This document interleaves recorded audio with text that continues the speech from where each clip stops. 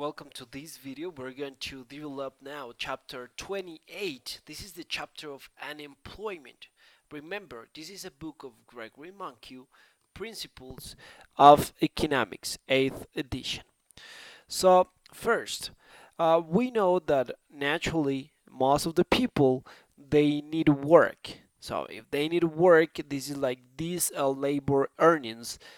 This provides a way to keep certain standard of living. And naturally, we can associate that as a personal accomplishment just from working. You feel useful for society. You find some objectives, some purpose in your life. Actually, this is a good important issue that is is talked by the politicians. Like a lot of politician campaigns, they talk about this issue, how to promote more employment, better conditions for different group of people, women, from black people, from teenagers. So this is like really important issue. And actually, we already know that the possibility that we saw in previous chapters, how a country grows, we already established like safe and investment is a good way of provide a rapid growth. So the thing is like when people they don't work, we cannot produce anything, or we produce less. So then people that don't work, as a consequence, they do not contribute to production of goods and services. So uh, obviously here we open the question to the unemployment issue. If you think about 1,000 firms and million of workers that this kind of quantity, it's normal that some unemployment can exist. But the idea is like we need to keep more people working, then we avoid that those people they are like idle, they are not making any any production for the economy. We need to split that situation between short and long run. It's different when we talk about unemployment in a couple of months, and when we talk in a couple of years, the trend of unemployment.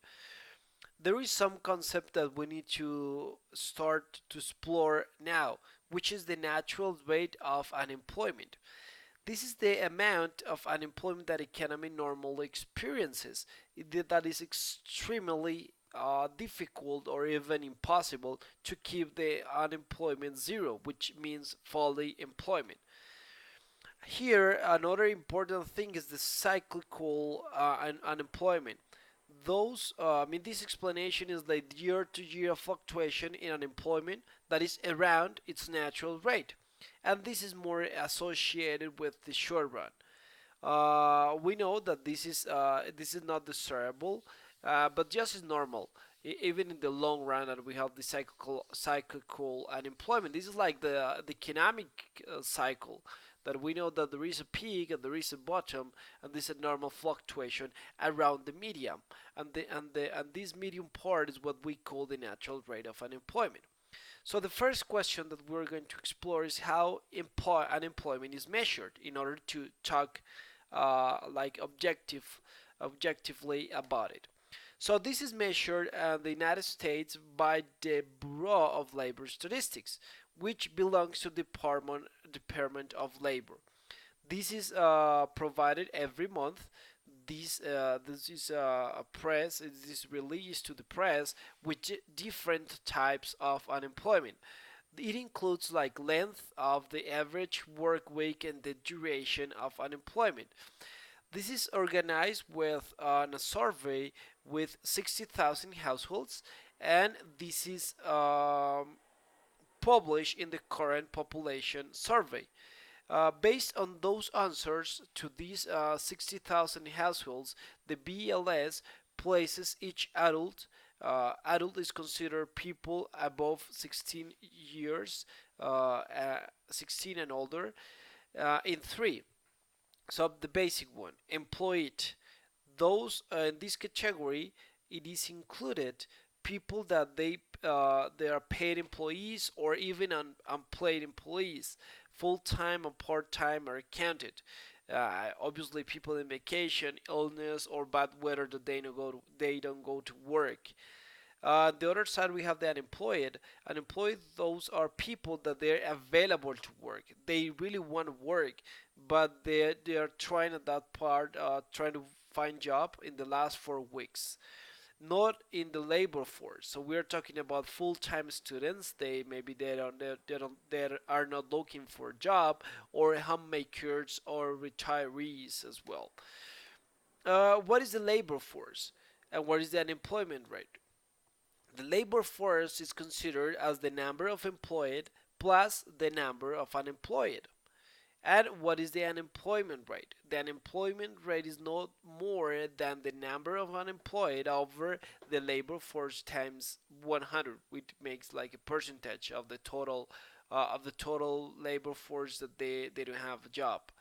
Here as the scheme for US in 2016, as you can see here, the adult population, it is like 250, around a million of people, but in this we don't have in the labor force 94.1 million. It belongs to, as I said, like students in the full-time, retirees that maybe they are not looking for a job. They should be not in the labor force. Unemployed, we're talking about 7.8 millions, which is around this is the part of the employed, and this employed plus unemployed is what we consider the labor force. Here the labor participation rate. So labor participation rate, we have the labor force over adult population times 100. So then labor force, we are saying that this should be 158.3, just like summing these two. And then the unemployment should be the 7.8 over 158.3. And then we have this 4.9% of unemployment. And the labor force participation is around 62.7%. This is the labor market experience for various demographic groups. As you know, we already considered like the total unemployment rate, which was the total group of the population in the labor force that is unemployed over the labor force. We get the percentage of unemployment rate. But here we split in different categories. First, in adults as a demographic groups and teenagers, and then we split in four: white and black, just like in race, and then we have male and female. As you can see here, the best situation is one person is likely to find a job if this person belongs to adult, of prime working age, and then if he is a male. If you're a female, you don't have the same luck. And then the worst situation is that you're a teenager and you're a black female, black male, should be 36.5%.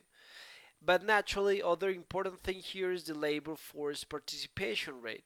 As you can notice here, the labor participation of this group of people is higher than this one, because the teenager, as you know, they are more full-time students and they are not participating actively in this in the labor force. Here is the unemployment rate since 1960. This is a really interesting graph from 1960 to 2016, and you have here the percentage of labor force. As a percentage of the labor force, you have the unemployment rate. It has oscillates around like 5.5% approximately, and then here you have like this, you have these like cyclical movements around the natural rate of unemployment. Okay, this is the deviation of the natural employment, what we call the cyclical unemployment. It was maybe this one, maybe this was due to the crisis, and now it's going down. And actually, this time is like still like, if I'm not wrong, down the natural rate of unemployment. Here is another interesting graph that we have the labor force but participation rate as men and women. You have to see first that naturally is not surprised that women's role has changed dramatically. It has made that women has been more involved in the market, in the labor market, and then they belong more to the labor force, and naturally the percentage has been increasing steady during the last years. Obviously, there are some theories. One of the basic ones, like more devices and at home, some they have like much more time, but actually we can associate with birth control and then with political and social attitudes, because as you know before, the roles of the women and men, they were definitely different, but with the time the women has been making a different role in the home and naturally in the economy, and they belong more to the labor force. And it's interesting to see a like important decline of male participation. We can think maybe more education, because maybe we are studying more. We are studying more than our parents, so we go to the labor force a little bit. You know, a little bit after, like later than before. It could be a case, and actually, why not? The case that women they are now working, and now men should be care of the home, should be care of the of children. And then, does the unemployment rate measure what they want it to? Well, you know that it is easy to distinguish a full-time job and a person that is not working. However, there is some trouble when we try to like establish when someone is unemployed, or just the person is not in the labor force. Maybe someone is saying, I'm looking for a job, but maybe he's not or she is not looking like really actively, just like sometimes. But even that, we say that he belongs to unemployment. However, this is more because he or she doesn't want to. We know that obviously movements in labor force are completely common. We have other situations that young workers are looking for a job, and older workers that start to look for a job again. Could be the case. Actually, it could be the case that people sometimes they declare themselves as unemployed, but they are actually not looking actively for job, and just because they have a lot of incentives to qualify for government programs and subsidies of unemployment insurance. So maybe this cannot be the case that those persons start to work or to worry about looking for a job fast. And actually, we have another part that some declare that they are not looking for a job, but actually they are discouraged workers. It means that some people that they are so tired of looking for a job, and they they actually they don't make part of the unemployment, but actually they would like to work. Here we have some measure and description of the unemployment, and with some percentages, because we have some discrimination of unemployment. I recommend, if you want to have a look, just stop it and read it. It's some relevant another definition of unemployment. Identifying unemployment. How long are they unemployed without work? So actually, it's normal that some wings should be restarted to get a job. So is what we call the unemployment in the short term. Definitely, this is something different when we talk about long term. If you experience even unemployment in the long term, means several months to find a job. This is more kind of a structural issue, and maybe this should be an issue for the country. We have some issue here. Now we are going to talk a little bit about why are there always some people unemployed. Obviously, we know that the ideal labor market should be the one that wages should adjust supply and demand. But it takes time to find a job that it suits for the workers. This process sometimes is called as frictional unemployment. The time that you find the really job that it suits to you, and actually from the company side to find one worker that really fulfill the expectations that they are trying to fit in their places. But there is another part which is called the structural unemployment, which is when the quantity of labor supplied exceed the quantity demanded. What is normally happens, we have a lot of workers that they are trying to find job at the companies that they demand for job. They have a lot of people that can cover these places. The Actually, here is an important fact that the wage above the market natural equilibrium, it happens basically because we have the minimum wage law, we have in other part unions and efficiency wages. So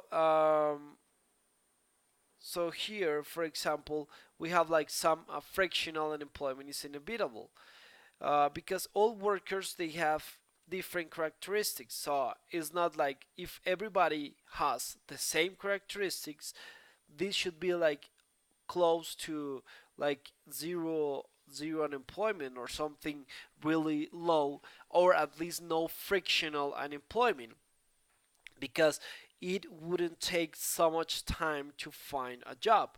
But the real life is like it takes time too much. And furthermore, nowadays a lot of people when they go out of from college, they really know the importance of being as a worker. They know that they want something that fulfill their expectations.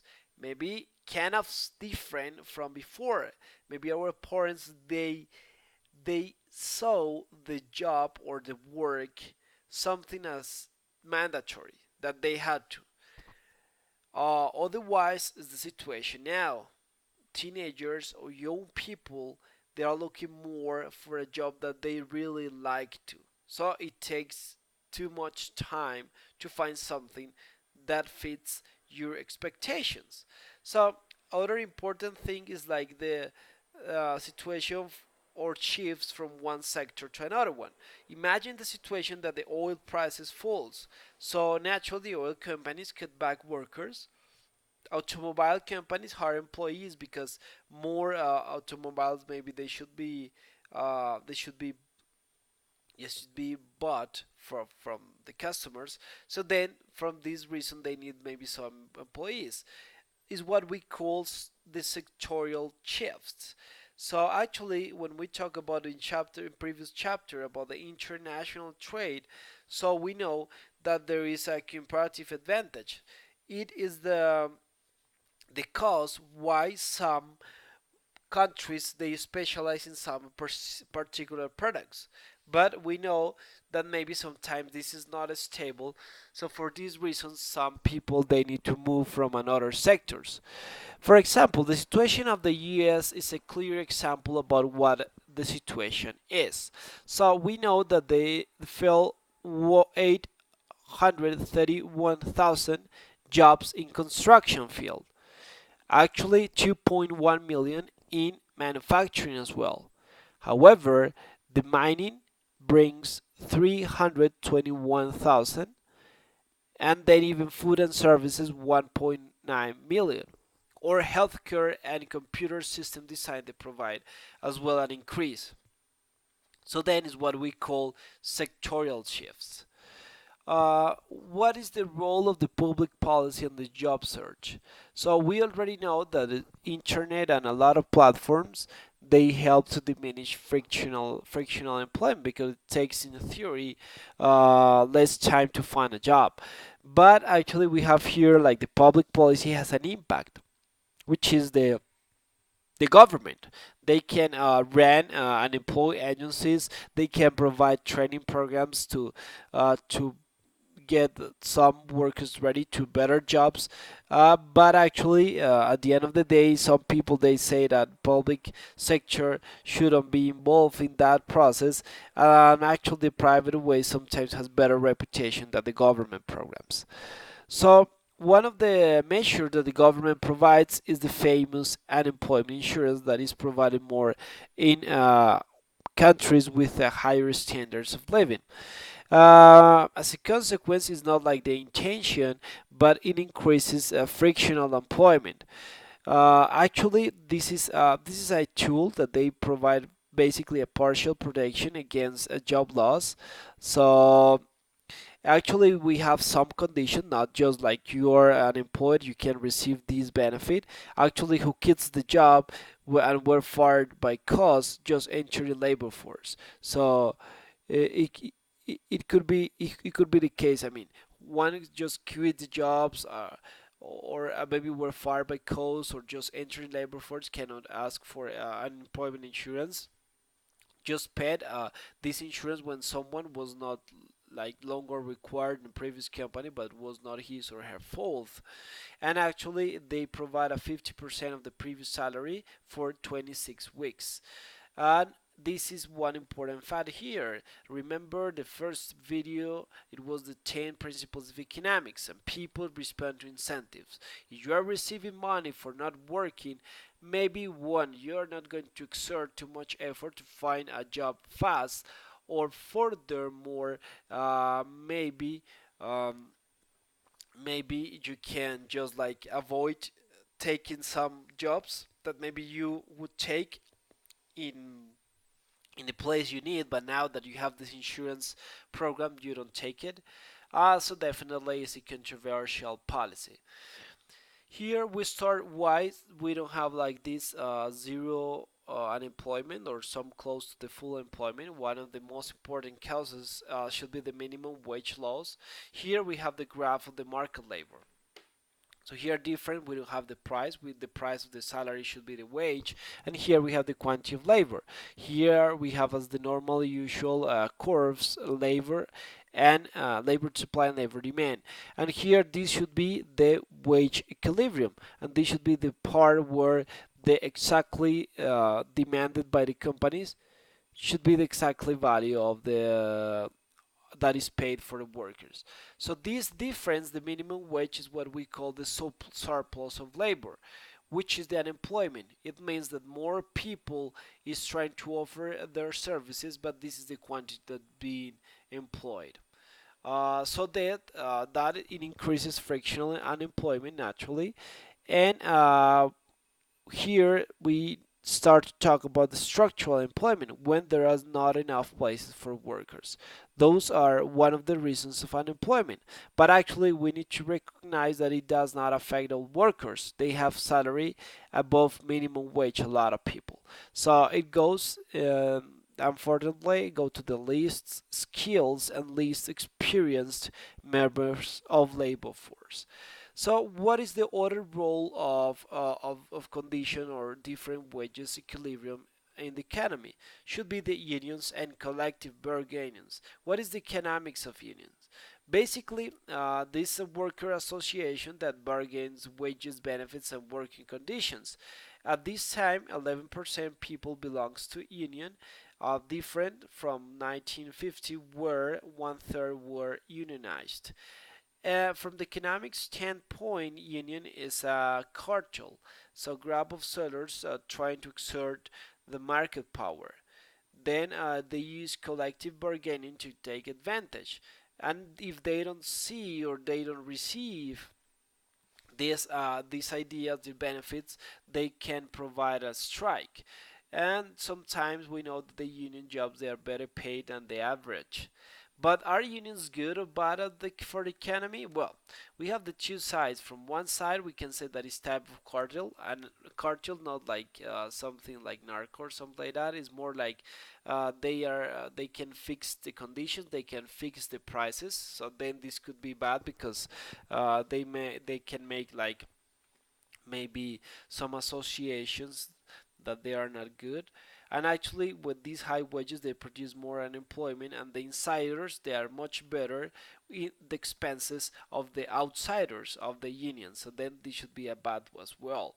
The good thing is like they make or they low the market power of some companies. More companies they have a lot of power, so they could hire with really low wages. And actually the unions they in theory they know more about the necessities of the workers, so they can go to the enterprise and say this is the things that my people need to work better, and at the end of the day could be translated to better productivity. Then Other important thing that can change the wage should be the theory of the efficiency wages. So basically, with this theory, it establishes that firms operate more efficiently where they provide wage above equilibrium. Why? Because basic people can have like work health. I mean, better work health. So should be they can eat better, healthier, and as consequence, be more productive. Other reason for the efficiency wages should be the worker turnover. So naturally, if you receive more money, this diminishes the probability to leave the job. Or we can talk about worker quality. When you offer a higher salary, then you will capture the attention to better workers. One that is not skilled for this position, even this person is not going to present to that. Worker effort, you are aware that your compensation is good, so you exert effort because you know that you are receiving a good quantity of money. As a conclusion, we have seen like different explanation of unemployment, but definitely there is no consensus. There is still open that, and we know that the natural rate of unemployment does not change. And then we have been moving some frictional employment, and then the one that we need to focus more is in the structural employment. Okay, I hope you have understood better the idea of unemployment, some like introductory topic, and that's it. I hope it has helped. If you had comments, suggestions, I'm more than open to receive them. And that's it. Thank you so much, and see you next video. Bye bye.